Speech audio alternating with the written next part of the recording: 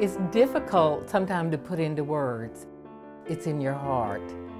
There's something solid that you can build on if you have preserved your history. She's not afraid to take on any challenge or to, go right in there and fight with the best of them, with the county judge or anything. She's not intimidated by any of that. And I think I've been on the Kaufman County Historical Commission for a little over 9 years. And I think that's the one thing that's kept me there more than anything, is knowing that we're not going to bow to, political pressures, that she's going to go in there and we're going to do the right thing.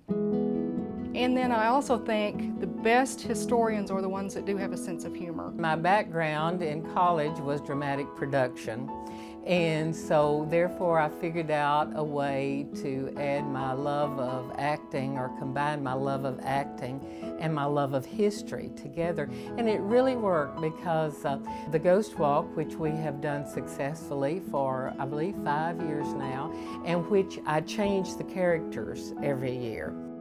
Once she puts on that costume and puts on her hats, she's that person. She's no longer Jean Ann. It just seems that people relate to it better if you're dressed in costume and you're telling it in first person.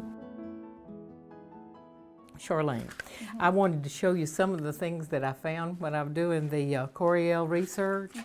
Good genealogist has got to be attuned to details and has to be a perfectionist to be able to get the correct information that we need for projects. And Jean Ann has got just the right temperament and knowledge of how to do that, and does the best genealogical work that I'm aware of. Lewis's father was Joseph, and he was the first one to come to Kentucky.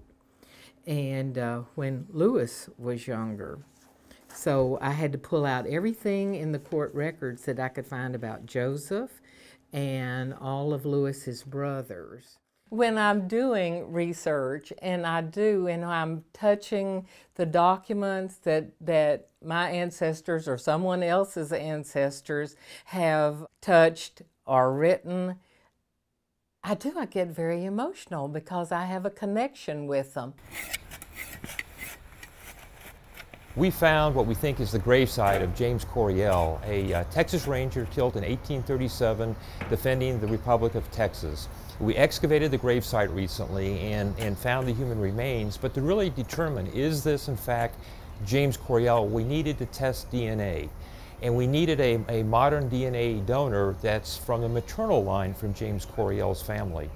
And that's a tough genealogical project. And I contacted Jean Ann and I said, Jean Ann, can you help us? Can you help us find a woman living someplace in the United States today who's related to James Coriel's family but has no idea? Doing genealogy work is like being a detective. You're having to track down and trace their ancestors. You go from one generation to the next and find documents that connect those people. She sent me an email and she said, the drum roll, I found her. It was just absolutely amazing that she had the record showing from James Coriel's mother all the way down to a woman living in Missouri today who is 92 years old. Just amazing that she was able to find that. Few genealogists could do that kind of research. What I've learned from Jean Ann, again, is this whole idea of doing the research correctly, making sure that you've got it documented, make sure that everything is true before you put it out there.